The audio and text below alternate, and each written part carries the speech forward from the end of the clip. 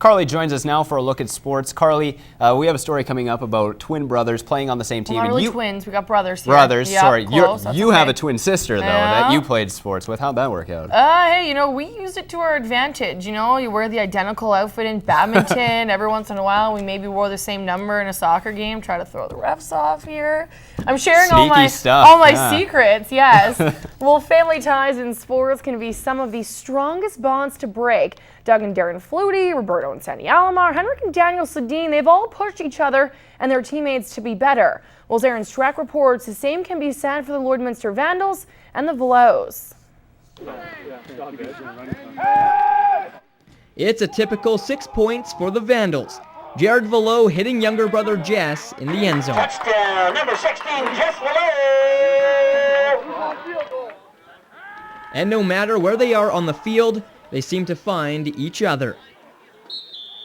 You know, they just have a never say die attitude and they just keep going, and some of the plays that those guys make I've never seen anybody else make before, and it's definitely something special to watch.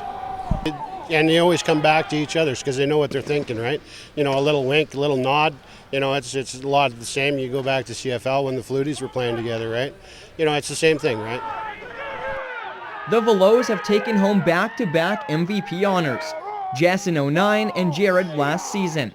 The third time could be a charm. We try to push each other to be better than the next guy, I guess.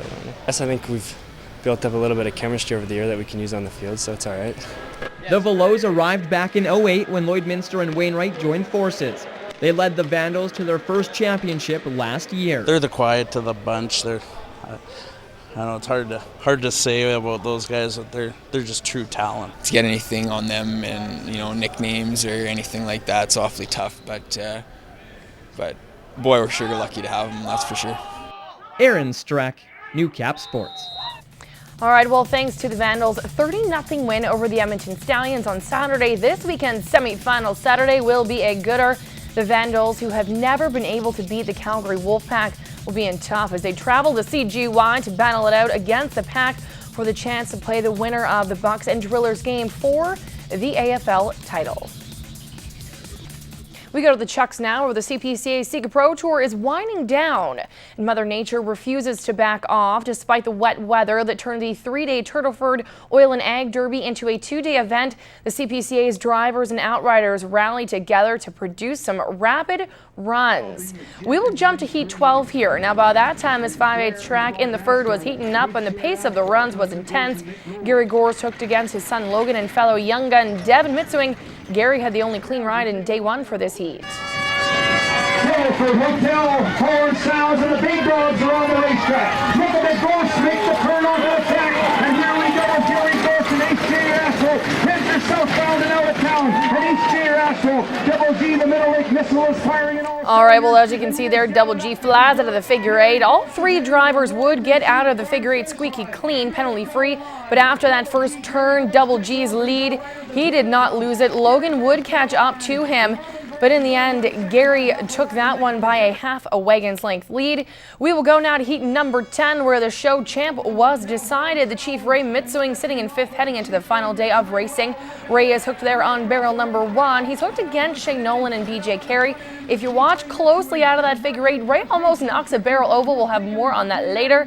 The Chief sticks it to the rail. He forces Shane and BJ to the outside. The Chief gets to the third turn. He's extended his lead. Here this weekend, here they come to the line. The Chief Ray Mitsuing by a length and a half over Shane Nolan, and then BJ Carey. That was a quick one for the Chief, but Gary Gores driving for HJ Asphalt actually took the time of the night with a rapid run of 58.98 seconds. Here's a quick look for you at the top 5 in aggregate standings. After those 2 days, the Chief made it around the 5/8 track in Heat 10 in a rapid 59.26 seconds. Now remember that nearly knocked over barrel? So does the Chief. If I had a hard eye badge, it would have took a flip, but I don't have one, so I wasn't too concerned about it.